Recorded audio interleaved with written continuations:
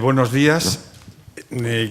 Quiero empezar agradeciendo a los organizadores que hayan pensado que puedo yo transmitirles alguna reflexión positiva en su proceso.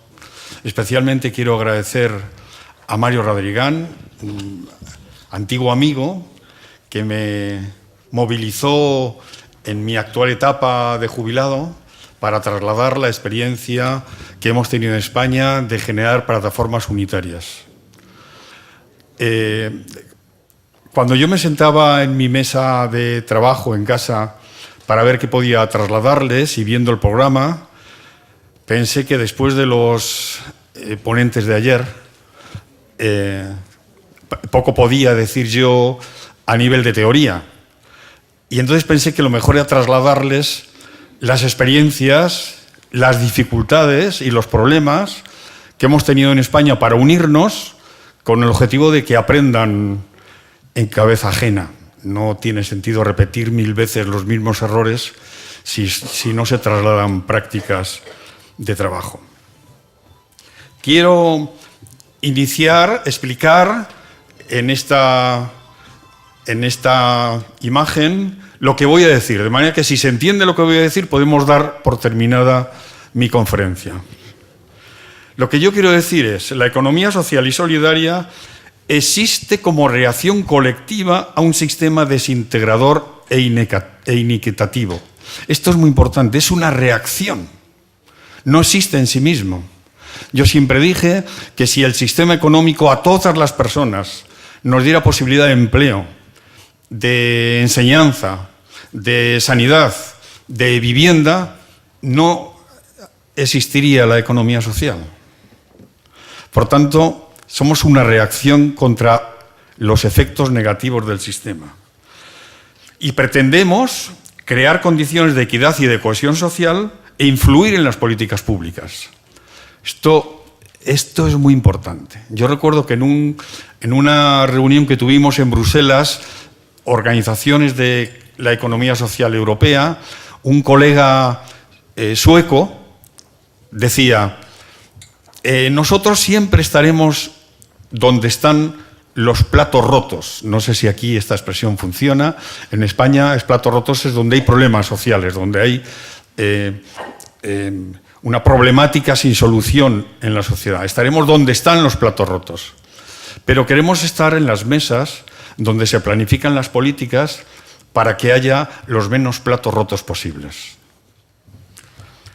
Pero para esto tenemos que tener visibilidad, esto también salió ayer, esta idea, y es aquí donde reside la necesidad de generar plataformas integradoras. Fijaros bien, ya os voy a dar la esencia de mi intervención. Si olvidamos la necesidad de transformación social y de influencia en la política pública, pues a lo mejor no es necesario que nos unamos. Y es más, diré a lo largo de mi intervención, y si no nos unimos es porque esto lo hemos olvidado. No hacerlo, no unirnos, significa renunciar a este objetivo de transformación social. Yo creo que significa caminar a la endogamia y a la atomización, que es lo que actualmente pasa en muchos sitios, y por tanto a la invisibilidad. Este es el eje de mi intervención. Si esto está entendido, pues dejamos ya aquí, pero me voy a atrever a seguir informando. Yo creo que está construyéndose, en alguna intervención yo he dicho, estamos construyendo, y alguien me dice, no, yo no. Por tanto, se está construyendo un mundo sin piedad y de despilfarro. Sin piedad porque no se ve el hambre, no se ve la miseria, como no se ve que hay 500 personas que se han hundido en un barco intentando huir de las ciudades del hambre al paraíso que supone Europa. Como no se ve la inmigración. El modelo social se intersecciona con la sociedad de mercado. El mercado es el Dios. Galeano decía, los mercados nos relacionamos con ellos como un poder superior, que no se enfaden los mercados, que no se irriten los mercados. Es una sociedad de mercado, no una sociedad con mercado. El tercer sector y la economía social y solidaria inciden en la transformación social porque el sistema deja en la cuneta a las personas. Por ello, yo creo que no se puede hablar de economía social sin hablar de lo que pasa en la sociedad. Porque si nos olvidamos de lo que pasa en la sociedad, nos puede ocurrir como me contaba en un encuentro que tuvimos iberoamericano de economía social en el norte de España, en una zona que se llama Asturias, en una ciudad que se llama Gijón, donde vinieron organizaciones y gobiernos de Mercosur, Brasil, México, Costa Rica y Venezuela, Colombia. Y en México se estaban generando algún tipo de interrelación entre la economía social y la empresa de capital tradicional. Y vino algún empresario del sistema empresarial mexicano. Estuvo con nosotros los 2 días de debate. Y al final del segundo día yo le pregunté, ¿qué te ha parecido todo esto que has escuchado aquí? Y me dijo, pues que solo habláis de vosotros. Por tanto, yo creo que hay que hablar de lo que ocurre en la sociedad. La economía social descoordinada o atomizada es ineficaz para la transformación social. ¿Y qué ocurre en la sociedad? Pues en la sociedad ocurre que se ha olvidado de las personas. Estos 2 investigadores de ecología y medio ambiente dicen que en las raíces de la crisis no está la interacción del hombre con la naturaleza, sino cómo los hombres interactúan entre sí. Y dicen, para ello, para resolver los problemas ambientales, debemos resolver los problemas de la pobreza, de la injusticia social y de la guerra. La sociedad, el sistema, se olvida de la persona. Y se genera un círculo vicioso donde el empleo se destruye, la persona queda en desempleo, sus ahorros, al estar en desempleo, se esfuman, esto provoca un descenso del consumo o un mayor endeudamiento, lo que deprime el mercado, afecta negativamente a la producción y de nuevo se destruye el empleo. Es un círculo vicioso generador de exclusión social, como ahora diré más adelante. Lo específico de la crisis que estamos viviendo es que nace de procesos especulativos financieros, pero quienes los provocan se escapan de este círculo. Es decir, este círculo afecta a la base social de la pirámide.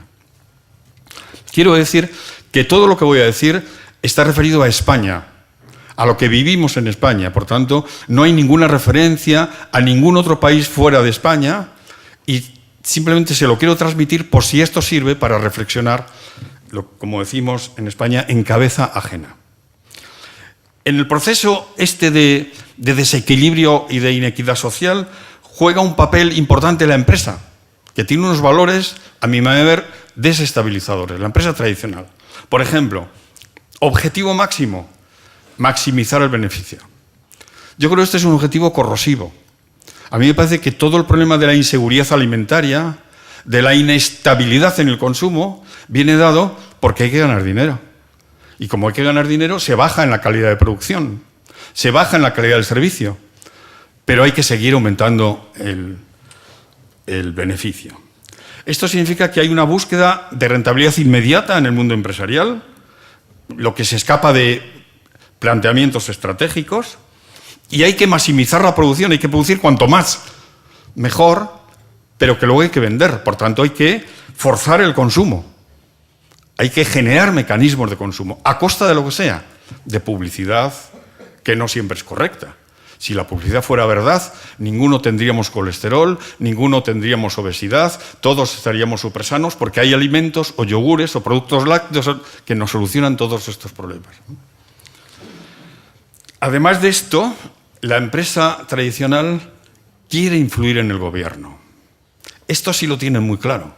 Necesitan influir en el gobierno, necesitan crear lobby político. Por eso yo decía al principio, si se nos olvida esto, a lo mejor tenemos que cuestionarnos por qué vamos a unirnos.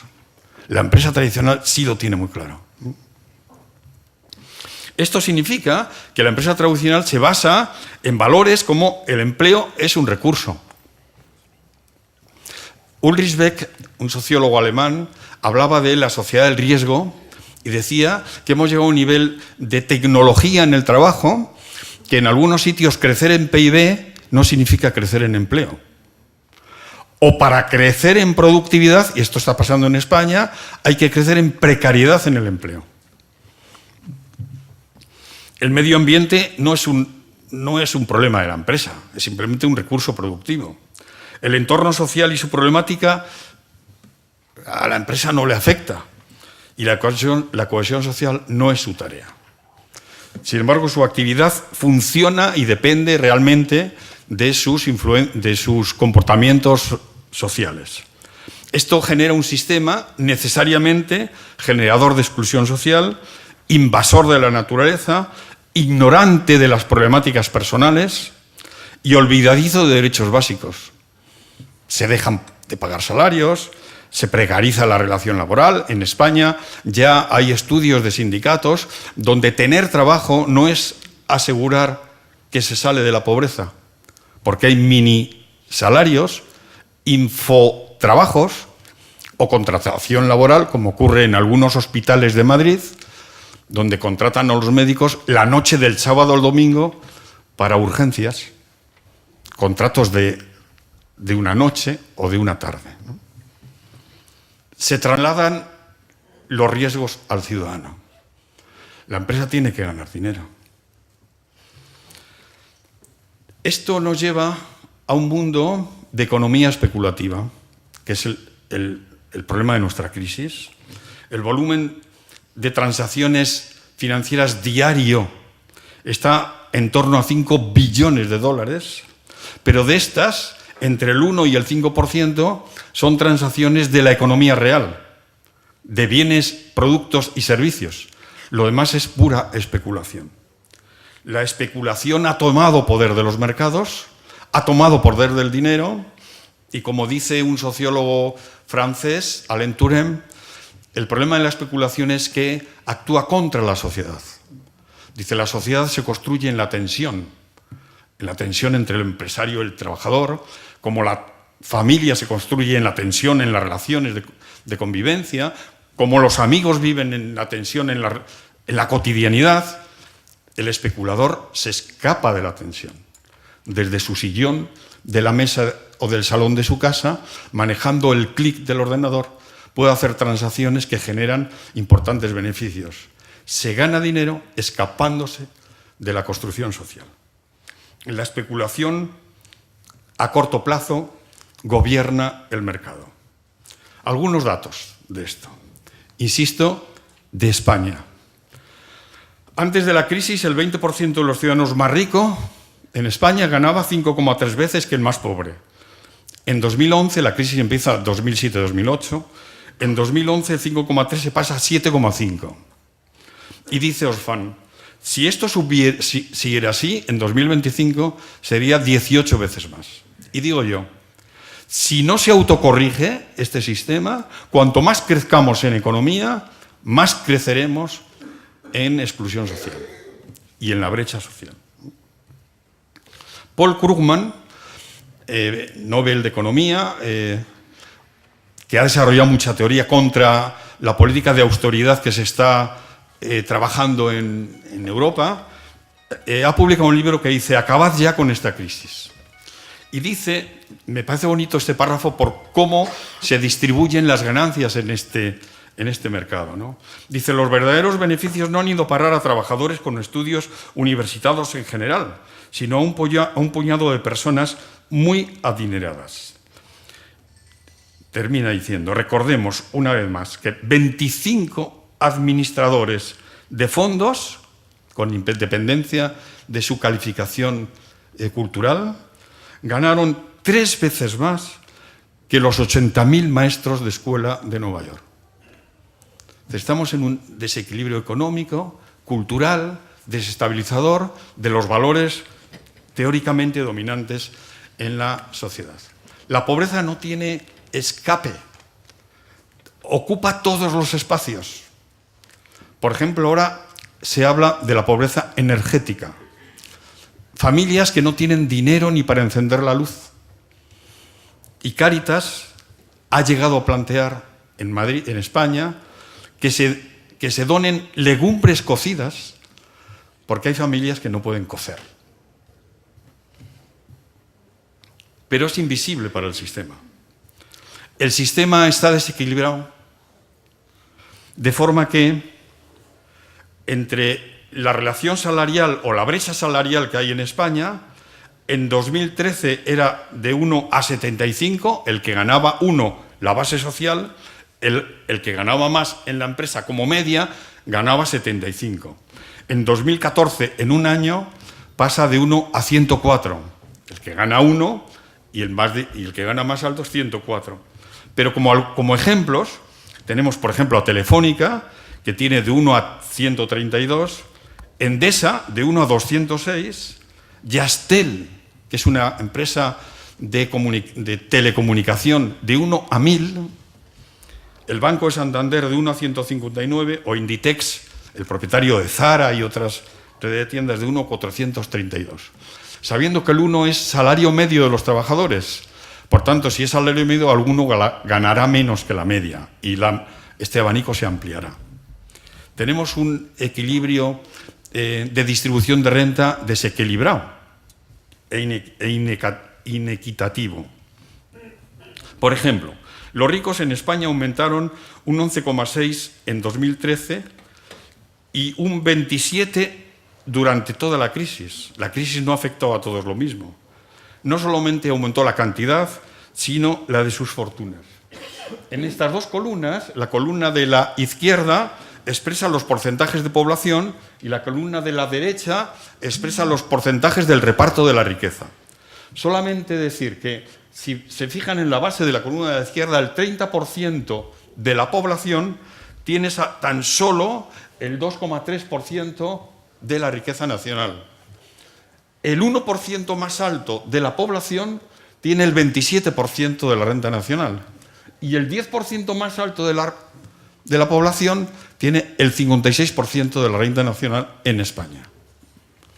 Por eso decía, si seguimos así, el crecimiento económico simplemente ahondará en esta brecha. Y este cuadro me parece muy importante, de cómo a mí me parece que el pagar impuestos es una obligación en la construcción social.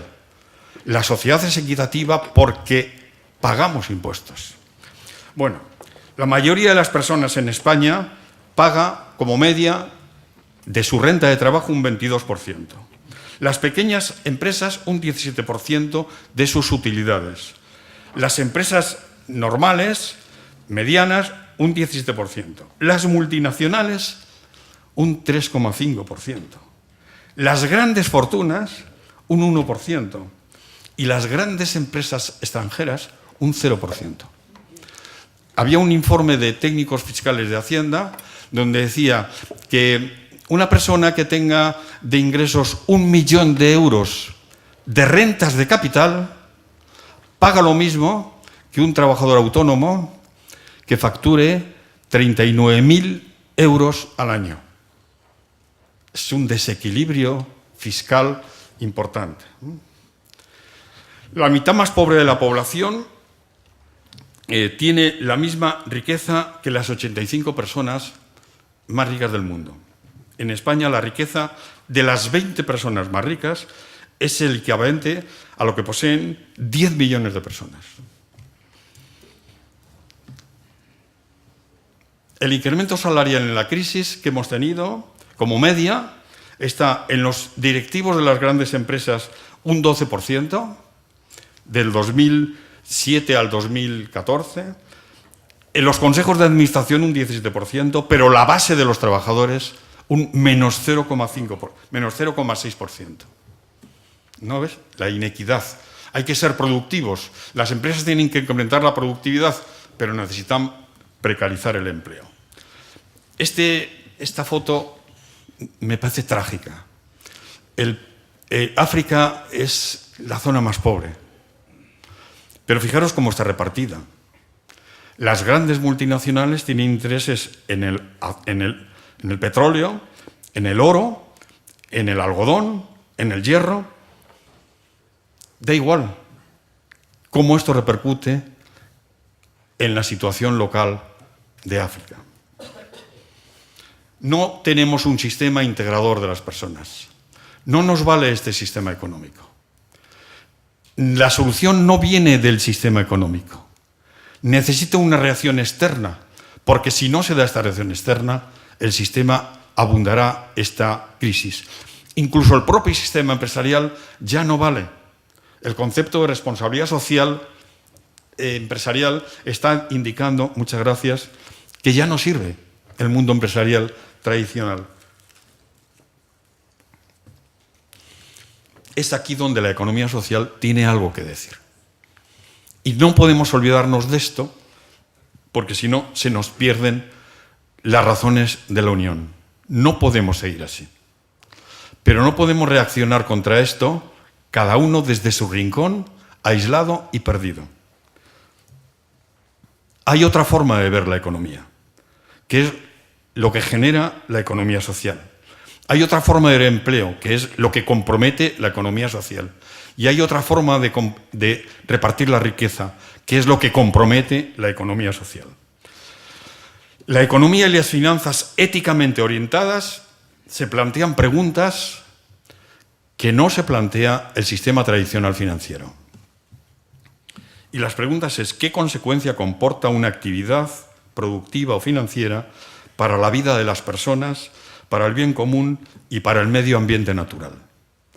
Esta pregunta no parte de los comportamientos originales del Banco de Santander o del BBVA o de cualquier otro banco.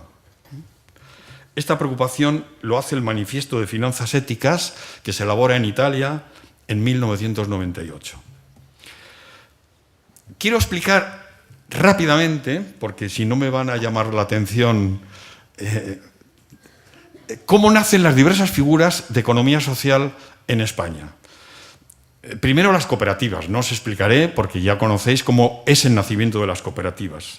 Las mutualidades, exactamente igual, nacen en la misma época, en la mitad del siglo XIX, como nacen también los sindicatos, como reacciones colectivas frente a los abusos que estaba generando la revolución industrial.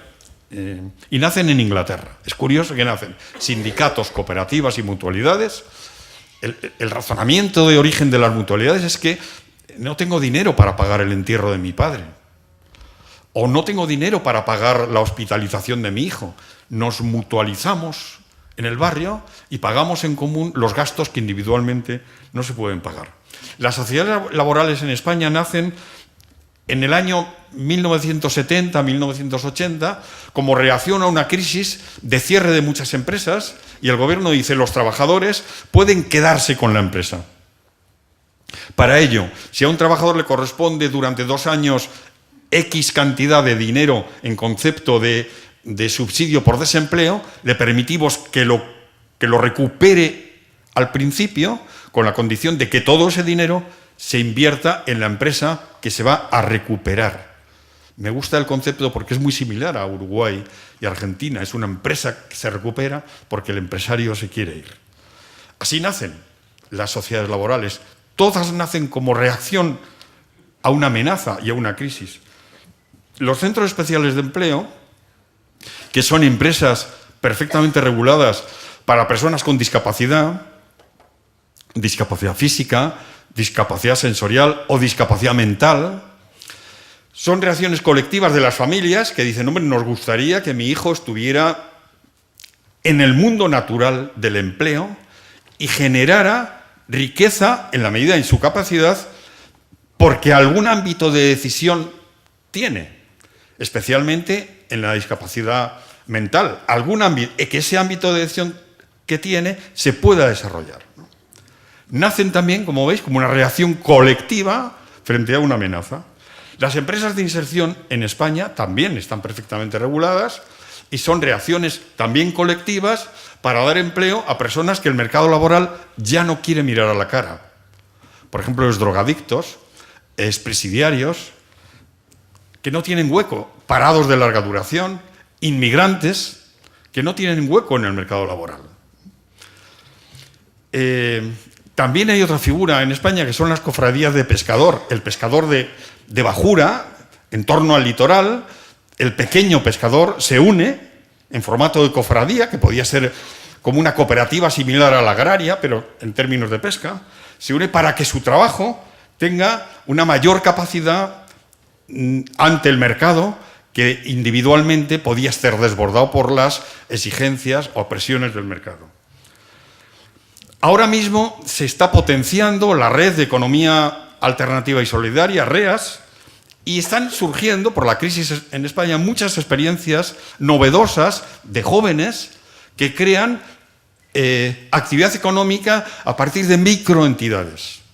Microentidades de servicio a los inmigrantes, microentidades de servicio de producción agrario ecológico, microentidades de consumo responsable, relaciones de grupos de ciudadanos que se unen para el consumo y contactan con microentidades que producen agroalimentación y se relacionan directamente salvando los cauces intermediarios, pequeños aspectos productivos que a veces la economía social oficial, entre comillas, no quiere mirar tampoco, hablaré ahora de esto un poco, pero que está funcionando ahí.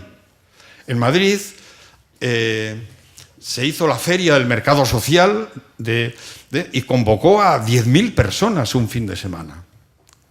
Es importante ahí. O experiencias de la moneda local, que también está funcionando.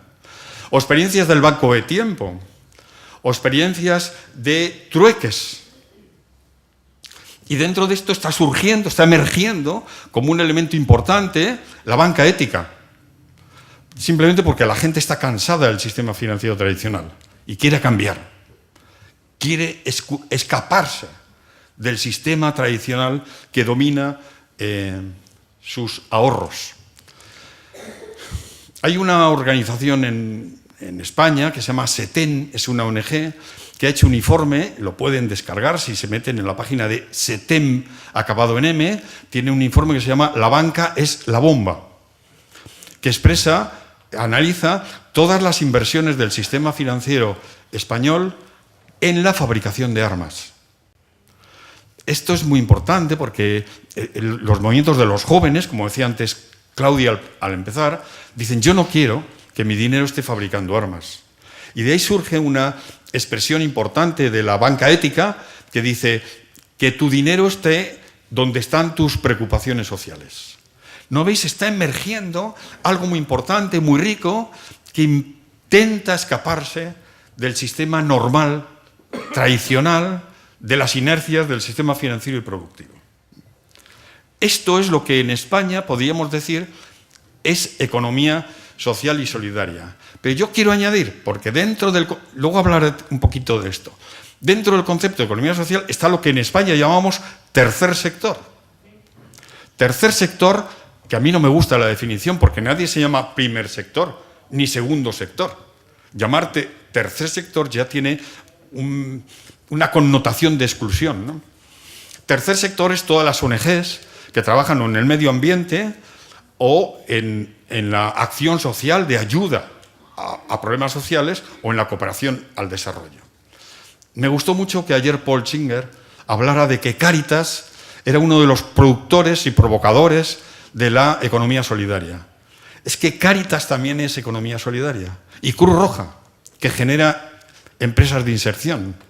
Pero y también son ONGs que trabajan para la integración del sector de la exclusión social. Por ejemplo, hay una asociación en España que se llama Provivienda, que intenta gestionar un parque de viviendas para las personas sin techo o excluidos, que tiene en toda España 20.000 viviendas. Es decir, esto es economía solidaria. Pero la economía solidaria no sabe que esto es economía solidaria. Hablaré de esta ignorancia mutua. Por tanto, todo lo que es la economía social y el tercer sector es una reacción colectiva, es una utopía, porque reacciona donde aparentemente no hay otra solución, pero ellos creen en esta otra solución, siempre es colectiva, siempre es equilibrada, de equilibrio en la renta, en la participación, en la toma de decisiones, y es necesariamente eficaz, porque juega con los ahorros de personas que no tienen recursos. responde siempre a problemas sociales, aporta soluciones al territorio y a la problemática social y está o pertenece, se ubica en grupos de personas que difícilmente tendrían otra alternativa. Yo creo que es aquí donde reside la fuerza motriz para generar alianzas. De forma que si se nos olvida esto, a mi manera de ver, pues ¿por qué nos vamos a unir? Si las cooperativas agrarias pueden funcionar por su cuenta, y las de pesca por su cuenta, y las de trabajo, y las de vivienda, ¿qué necesidad hay? Además somos tan distintos. Porque queremos trabajar por un modelo de sociedad distinto. Porque es preciso ser eficaz en nuestros objetivos. Porque si no somos eficaces, contribuimos a la capacidad excluyente del modelo social. Porque se está actuando contra el sistema. Y esto significa nadar contra corriente. Nadar contra los valores dominantes. Y aquí o eres fuerte o simplemente te reducen a las cenizas. Es decir, yo digo, juntos somos muy pocos, separados somos ineficaces. Y porque sería impropio renunciar a la eficiencia y a la eficacia de nuestros valores. Si nuestros valores no se realizan en la sociedad, yo no sé qué significan. Yo no sé qué quiere decir la persona por encima del capital. ¿Y esto, en la práctica, cómo se traduce? En el barrio, en la localidad, en las personas. Porque si solo es un discurso. No trabajar por la unidad, es decir, no unirnos, no crear plataformas integradoras, representativas, significaría perder el horizonte estratégico de la economía social y solidaria, olvidarnos de la transformación social de un sistema que nos obliga a nacer. Nacemos como reacción a ese sistema. No trabajar sería perder sentido, la coherencia de los valores que predicamos. Lo dejamos en palabras. Ayer decía Rasetto muy bien la necesidad de unir teoría y práctica. Significaría caminar hacia la endogamia. Esto me parece importantísimo. La tendencia que tenemos hacia la endogamia. De forma que mi ombligo es más bonito que tu ombligo. O que yo no puedo unirme con... Por ejemplo, en Madrid hay muchas zonas donde cooperativas producen muebles de madera de pino. Y en las mismas zonas, sociedades laborales producen muebles de madera de pino. Y dices, ¿pero por qué no os unís? Dices, pero ¿cómo yo, cooperativa, me voy a unir con una sociedad laboral? Digo, este es el problema. Un ejemplo muy concreto. En Madrid, en un pueblo de Madrid, había una cooperativa que generó el cura. Normalmente la Iglesia ha tenido mucho poder de promover estas cosas. Una cooperativa que hizo lo difícil, crear 80 puestos de trabajo para mujeres del pueblo, para hacer camisas para el gran almacén de España que se llama El Corte Inglés. Pero 20 kilómetros más allá hay otro pueblo donde había 60 mujeres que hacen pantalones para un centro comercial que se llama El Corte Inglés. Y dice, ¿y por qué no os unís?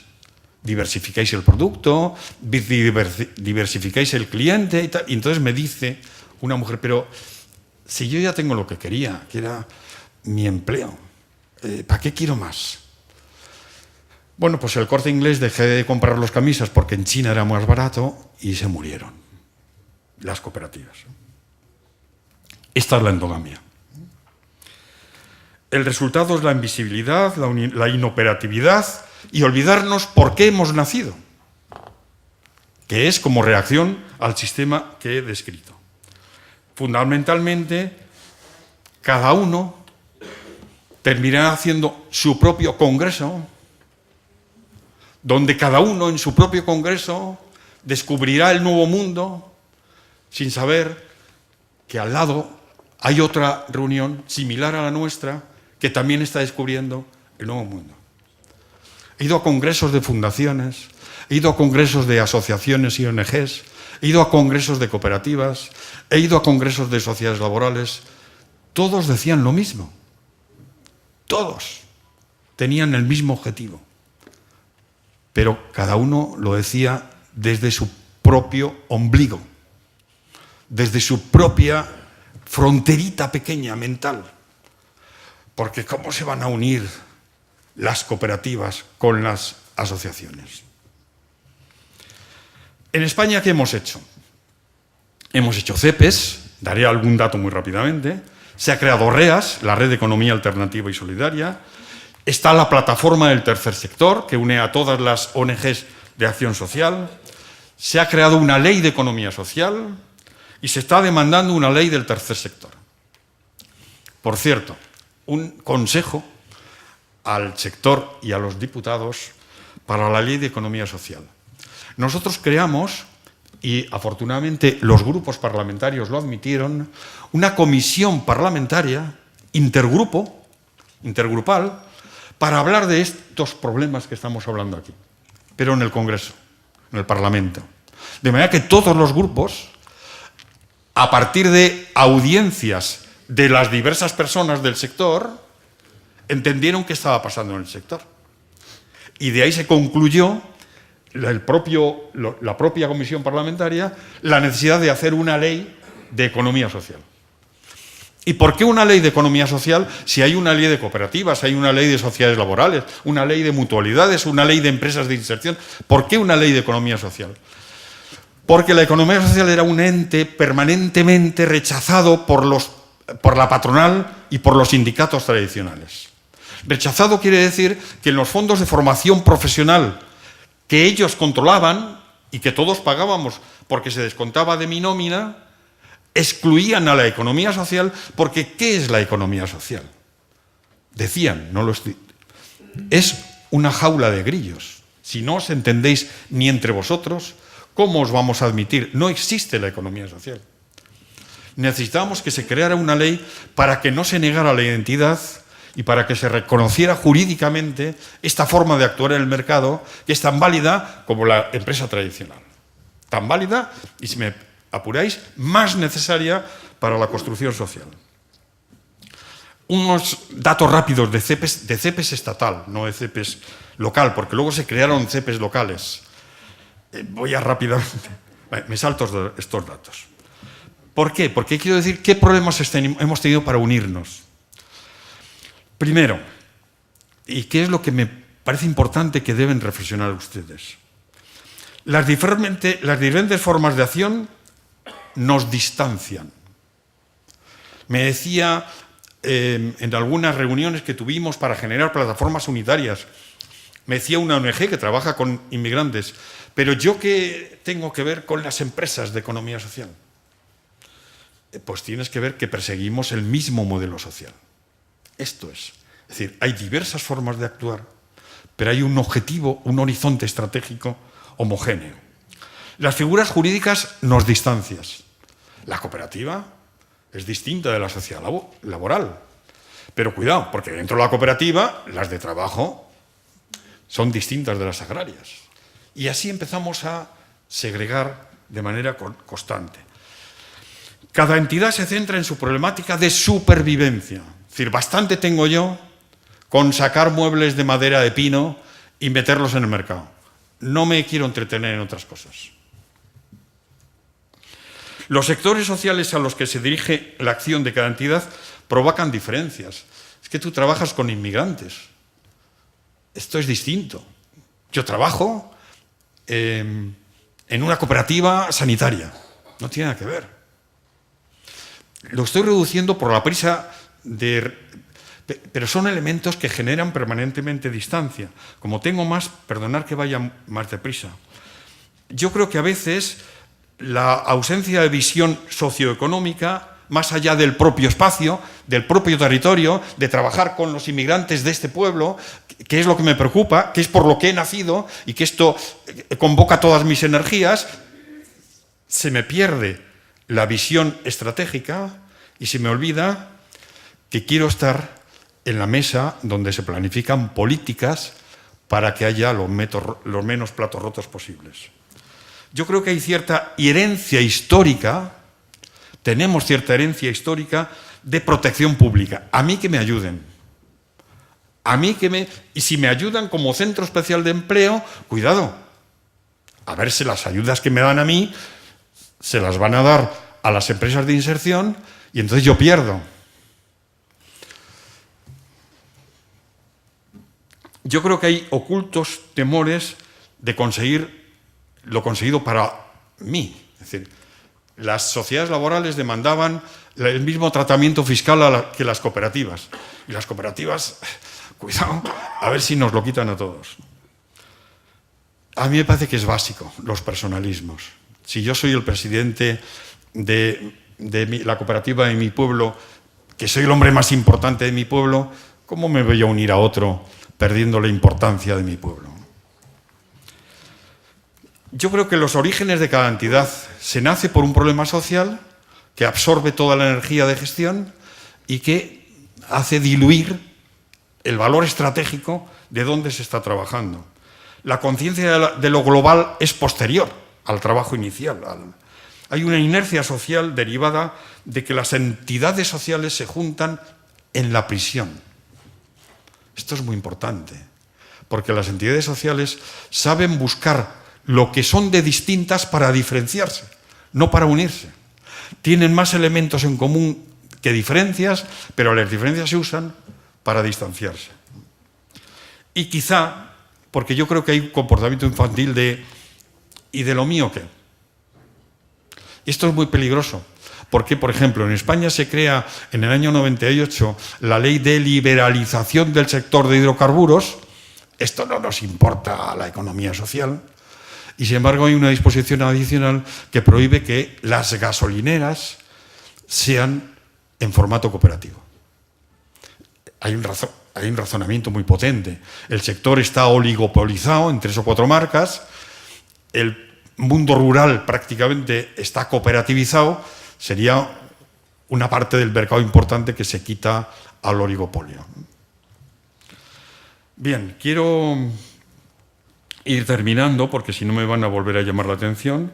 Yo creo que los agentes sociales, la COE, la patronal, no quiere. A mí me dijo un día un alto directivo de la patronal, dice, no podemos aceptaros, porque vuestra forma de ser va contra el sentido de propiedad individual que nosotros defendemos en nuestras empresas. No podemos. Con lo cual hay una resistencia muy fuerte. Por ejemplo, cuando la economía social quiere participar en algunos foros donde está la patronal dice, bueno, si viene CEPES, yo me voy. Claro, el político, ante que se enfade la COE o que se enfade CEPES, pues es preferible que se enfade CEPES y no la COE, que es el poder económico, ¿no? La explicitación de los valores de economía social y solidaria muchas veces es una declaración.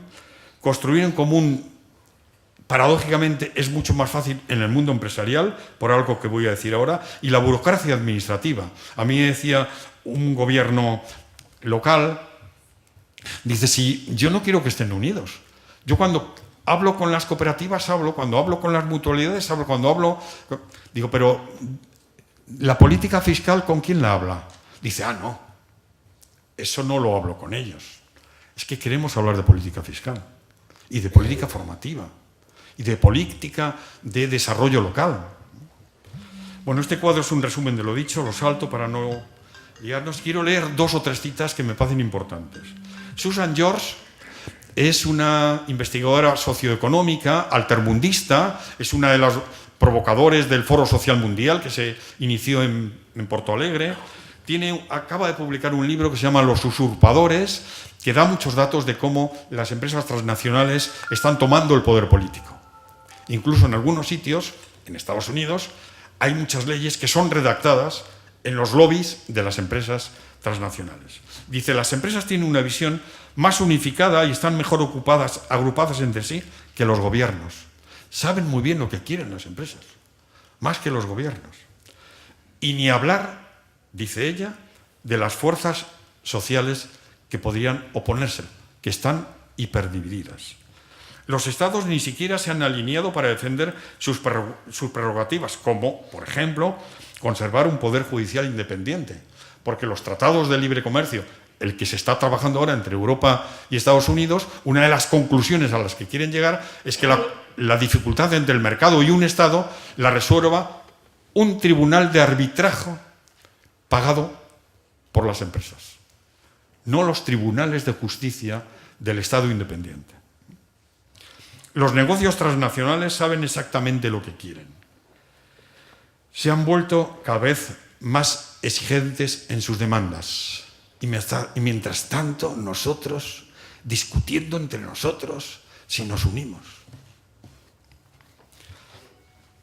Dice Stiglitz, el sistema de la banca, que decía el ministro de Economía de Grecia, Varoufakis, dice, no se ha salvado a los bancos, se ha salvado a los banqueros.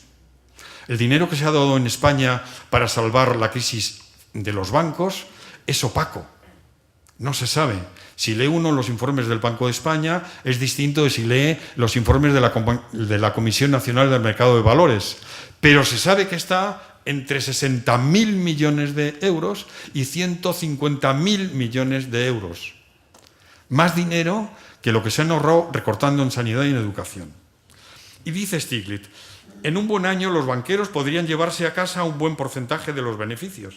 En un año malo las pérdidas caían sobre los accionistas y en un año muy malo sobre los contribuyentes. Era un sistema de remuneración unilateral. Si salía cara, ganan los banqueros. Si sale cruz, pierden los demás. Se está construyendo, termino con la transparencia inicial. La que decía, si esto se ha entendido, ya he terminado mi... Se está construyendo un mundo sin piedad, el mundo se intersecciona, el tercer sector y la economía solidaria inciden en la transformación social. Por ello no se puede hablar de economía social sin hablar de lo que nos ocurre.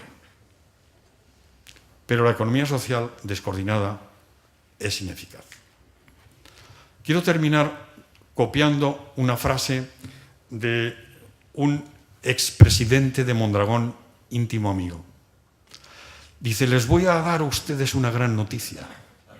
Una gran noticia. Todo lo que les he dicho no depende de los gobiernos. Porque si dependiera de los gobiernos tendríamos que esperar a que cambien los gobiernos. Todo lo que les he dicho depende de ustedes. De forma que si ustedes quieren, esto se puede hacer desde hoy mismo. Muchas gracias.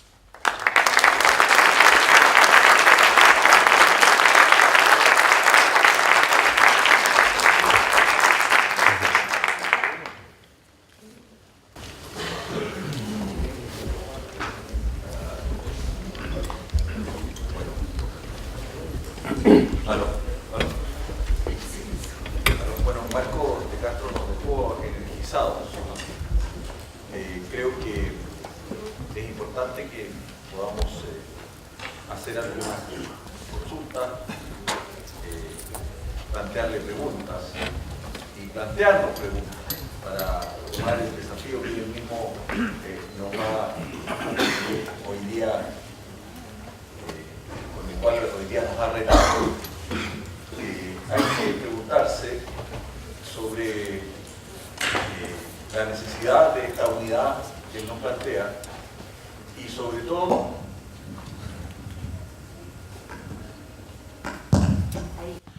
sobre todo hay que plantearse cómo se hace esa unidad, porque sin duda que no basta hablar que la unidad la tenemos que construir, pero hay que preguntarse cómo se hace. Y hay que preguntarse también, Marcos, ¿para qué esa unidad? Porque parece obvio que es importante hacerla, pero ¿cuáles son esos objetivos que se proponen y cómo esos objetivos logran efectivamente que los distintos actores y referentes se articulen? Ustedes tienen la palabra. ¿Qué exposición más rica. Sí. Yo creo que a todos nos ha dejado... Perdón, don Guillermo, vamos a tratar de ser bien breves y de hacer preguntas precisas. Sí, sí, viene la pregunta. Digo que fue una exposición muy rica, porque es un tema en el que nosotros estamos trabajando y muchas veces no somos escuchados. Y en esta misma sala lo podemos ver. La cantidad de invitaciones que se hicieron para este evento cuadriplica la cantidad de gente que vemos aquí. ¿Qué quiere decir? Que hay muchos sordos que nos quieren escuchar. Lo dice muy claro. Si no nos juntamos, no somos nada. Eso quería aprovechar de decirle a la gente que está en la sala, porque todos, de alguna u otra forma, tenemos que hacer la unión para lograr lo que queremos. Gracias. Muy bien. Bueno, pero los que estamos aquí, entonces somos nosotros los que tenemos que responder. ¿Sí o no? A ver, don Arnold Encomenderos, de Perú. Panelista. Una pregunta. Bien, yo creo que Marcos de Castro, concreta. a Consolidar la ansiada economía social puede hacerse cuando existen leyes cooperativas que defienden la propiedad netamente cooperativa, que defienden los intereses de la clase dirigente enquistada en el poder, que son cúpulas, sobre todo los organismos de integración, cuando aprueban declaraciones que quedan en el tintero y no se ejecutan, que lejos de integrar y unir, desunen, desorganizan. Una primera pregunta. Leí la ley de economía social y para mí, se lo digo honradamente, Marco, es teoría. Por eso es que necesitaba una ley del sector de economía social. No expresó el sentir, el vivir de la diversidad pluralista de las organizaciones que lo integren, cooperativas, sus propias normas, asociaciones, sus propias normas, igualito existen en todas. Entonces, no defiende los intereses de la Unión, ni lo que más necesita, y de esa desunión se aprovecha el dueño de la propiedad privada, porque va a defender lo que le interesa a él. Y el sector gubernamental no hace caso, ni obedece, porque no hay propuestas que respondan a un cooperativismo y a una economía de veras innovadora, técnicamente profesional. Cualquiera sea, se llame banca ética, al final es transparencia. O sea, la práctica del buen gobierno corporativo. Podemos unirnos en esas condiciones que son más limitaciones que promoción a la verdadera unidad, que nos dé coherencia doctrinaria, unidad ideológica dentro de la economía social. La pregunta. Muchas gracias. ¿Se ofrece la palabra? bien, mi nombre es Arturo Bravo. La verdad que me sumo a tu pregunta, a la pregunta que usted, diputado, hacía. ¿Cómo nos unimos? ¿Para qué nos unimos? La verdad que en realidad está implícita la respuesta, pero me gustaría que la planteara porque lo hace muy bien. Allá. Nos identificamos. Juan Pablo Román, presidente de la Cooperativa de Vivienda Conavico. Cuando se nos habla de unión, puede plantearse en dos grandes esferas. Una es para obtener alguna posición, llamémosla de carácter político, gremial, social, y otra para trabajar en conjunto alguna actividad. Los ejemplos que señalaba nuestro charlista es el caso de las personas que hacían camisas y otras pantalones.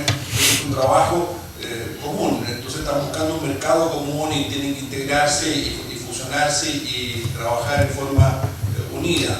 Nosotros aquí en Chile tenemos aproximadamente unas 50 cooperativas de ahorro y crédito. Uno podría decir, ¿por qué no se juntan todas a hacer 4 o 5 en vez de 50? Así sucesivamente. Entonces, ¿a dónde apunta el tema de la unión? ¿Hasta dónde se puede llegar a eso? ¿Y cuál es? La pregunta son, ¿cómo son las experiencias respecto de la unión desde el punto de vista político-social para obtener beneficio, para obtener una mejor cultura o actuar frente al Parlamento, o frente al gobierno, o frente a otros sectores económicos? La otra es una pregunta respecto de cómo se produce esa unión integradora en el trabajo y en la actividad económica propiamente tal. Gracias. Muchas gracias. ¿Alguien más quiere Sí. hacerle una ¿Aló? pregunta a ¿Aló? don ¿Se Marcos? escucha?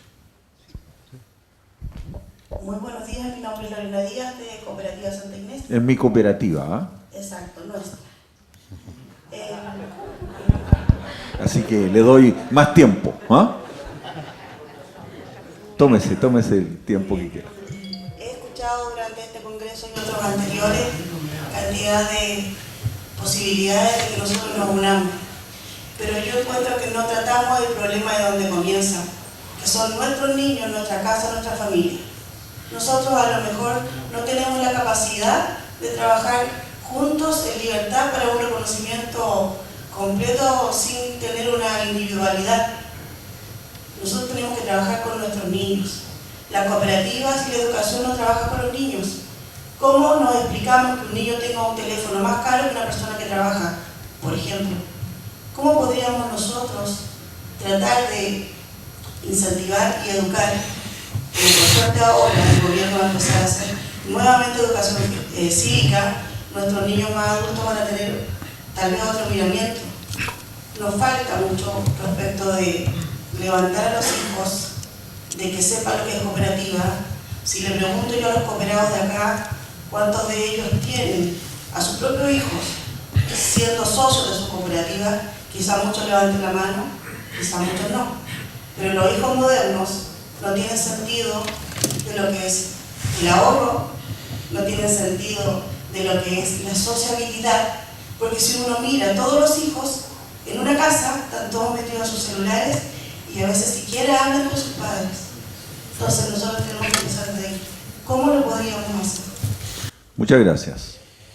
Última Bien. intervención. Bien, hace un par de meses atrás el director general de las Naciones Unidas, Ban Ki-moon, hizo una propuesta bastante preocupante en el sentido de que él dice a la Tierra no le quedan más de 15 años bajo el actual modelo de explotación industrial, ¿no es cierto?, que se ha venido. No hay más de 15 años, o sea, tenemos una urgencia absoluta. Y lo que yo noto, pese, ¿no es cierto?, que hay propuestas muy interesantes, hay definiciones extraordinarias, lo que hemos discutido estos días, pero no hay modelos de acción. No hay modelos de acción para llevar a la práctica lo que ya estamos consensuados. Si ya no podemos seguir alarmándonos más, tenemos que actuar. Entonces, eso es lo que yo pienso de que es la tarea pendiente, que actuemos y que nos acerquemos a la solución de los temas, ¿ya? Y crear formas a través de profesionales jóvenes, pero llegar a las comunidades y solucionar los temas. O sea, tenemos que hacer un abordaje urgente. Muchas gracias. Don Marcos de Castro. Bueno, tengo que decir que más que preguntas son reflexiones con las que coincido y no sabría iluminar las reflexiones como una solución. Pero sí quiero trasladar alguna reflexión a las reflexiones. Por ejemplo, yo creo que hay que renovar los conceptos. Hay que cambiar los conceptos. Porque si los conceptos... Ayer lo decía muy bien Racheto esto. Porque si los conceptos siguen siendo los de siempre, me temo que los valores de la economía social estén congelados. Si los conceptos es primar las cúpulas directivas o primar el poder del que toma las decisiones o de los órganos de la cúpula, pues es que a lo mejor estamos equivocándonos. En España tenemos que renovar los conceptos también. Por ejemplo, en un principio las cooperativas no admitían el concepto de economía social. Yo recuerdo que esto a mí me costó mucho debate. Hicimos un documento que se discutió en cada uno de los miembros de CEPES, que se discutió en sus zonas, en sus asambleas, que se volvió a discutir en una asamblea de CEPES para asumir el concepto de economía social. Está asumido, pero ha tardado mucho tiempo en asumirse. Pero el concepto de economía social no admitía el concepto de economía solidaria. Y el concepto de economía solidaria no admitía el concepto de economía social. Por ejemplo, es la primera vez en Madrid una semana antes de venir yo para acá, que se ha hecho una reunión con los actores económicos de economía social y solidaria para demandar a los partidos políticos que incluyan en sus programas electorales, pues hay elecciones el día 24 en los gobiernos locales, las demandas integradas de todos ellos. Esto no ha sido fácil, pero se ha hecho. Yo creo que estamos en un momento de renovar conceptos, pero renovar conceptos de raíz. Esto lo decía muy bien Ratchetto ayer. Segunda reflexión que quiero unir a las reflexiones. Hay dos razones para unirse. Dos razones para unirse. Hay muchas para no unirse. Todas son endogámicas y que rondan en torno al propio ombligo. Yo no sé si esta expresión en Chile se utiliza. Mirarse al ombligo, en España quiere decir un comportamiento muy egoísta, muy de mí conmigo mismo, para mí mismo, ¿no? Las razones de unirse están en este entorno del ombligo. Para mí hay dos razones eje para unirse. Una es generar economías de escala para ser más competitivos empresarialmente, para crear riqueza, para crear empleo. Por ejemplo, uno de los mensajes básicos de Mondragón, donde he trabajado casi toda mi vida, es que nunca la experiencia está terminada. El compromiso por el empleo. Ya he solucionado mi empleo. Si he solucionado mi empleo, me tengo que comprometer a seguir solucionando el empleo de la gente que sigue en la calle. Entonces aquí hay un compromiso importante. Yo recuerdo cuando en las cooperativas de Mondragón, digo las cooperativas porque a veces se piensa que Mondragón es una cooperativa, hay como 80 cooperativas. Se planteó que entre los compromisos de gestión del año que viene estuviera el empleo. Solamente crear un puesto de trabajo significa incrementar la actividad económica. No se puede crear un puesto de trabajo con la misma cuenta de explotación del año pasado, porque sería incrementar pérdidas. Bueno, una razón es esto, generar economías de escala, generar productividad y generar mayor presencia económica de un sistema productivo que es distinto del tradicional. Pero hay otra razón, para mí más trascendente, que es ser lobby político. Porque queremos un mundo distinto. Porque hemos nacido por amenaza de exclusión social. Todos en la economía social y solidaria, ayer lo explicaba muy bien Paul Singer, hemos nacido por amenazas de exclusión social. Esta es la razón. Queremos otra sociedad. Queremos otro modelo socioeconómico. Y si no lo planteamos como horizonte estratégico, estamos perdiendo los valores que decimos predicar. Después, decíais, claro, el problema nace desde la familia. Esto es verdad. Ayer Ratchetto lo hablaba muy bien. Si esto es una economía de personas, tenemos que cuidar a la persona. Y el problema de la persona es que quiere ser feliz. Ahora, ¿cómo el niño entra en un comportamiento consumista? Este ya es un problema del sistema educativo, más amplio, pero que también tenemos que influir. Y de nuevo vamos ahí a la capacidad de lobby para la transformación social, porque si no lo hacemos, el niño querrá demandar un nuevo modelo de teléfono porque el de ayer ya estaba equivocado. Y quiero terminar. El modelo de explotación agotador es el modelo que está instalado en nuestro sistema. Agotar las materias primas, agotar el petróleo. En España, un país de luz, empezaban a funcionar comportamientos de autoconsumo eléctrico con paneles de energía solar. El gobierno actual ha puesto impuestos sobre los paneles eléctricos de forma que sale más caro poner autoconsumo solar que comprar la energía a una eléctrica tradicional. Como comprenderéis, aquí se ve clarísimamente el lobby de las eléctricas frente al ciudadano. El modelo productivo de agotar las materias primas es el modelo dominante. Queremos cambiar este modelo. Queremos crear un sistema productivo distinto.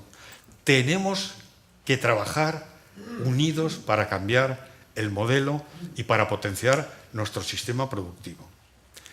Tenéis que cambiar. Y digo más, y una noticia muy importante, y esto depende de vosotros. Si vosotros no lo hacéis, no lo va a hacer el gobierno. Esto lo decía ayer Paul Singer. La economía solidaria en Brasil no la hizo el gobierno, lo hizo la gente, las mujeres, los sectores sociales deprimidos. Dejarme que termine con un chiste. Lo digo porque a veces nos revolvemos en nuestros propios problemas sin saber salir del problema. Y a lo mejor el chiste es expresivo de que tenemos que romper este comportamiento circular para romper y renovar los conceptos. Es un señor que tenía complejo de ser ratón y cuando veía a un gato se angustiaba y se obsesionaba mucho. No lo podía soportar. Entonces le internan en una clínica de tratamiento conductista y están durante una serie de días convenciéndole de que no es un ratón, sino de que es un hombre. Usted no es un ratón, usted es un hombre. Al cabo de unos días le hacen una entrevista final y dice, ¿usted es un ratón? Dice, por favor, no me agreda, yo soy un hombre. Vale, pues está usted dado de alta y se va y a los 10 minutos vuelve muy angustiado, llama, dice que allí hay un gato. Dice, pero vamos a ver, ¿usted es un ratón o un hombre? Dice, yo sé que soy un hombre, pero el gato lo sabe. Bueno, pues tenéis capacidad de romper este círculo vicioso mental. Muchas gracias. Bueno, muchas gracias a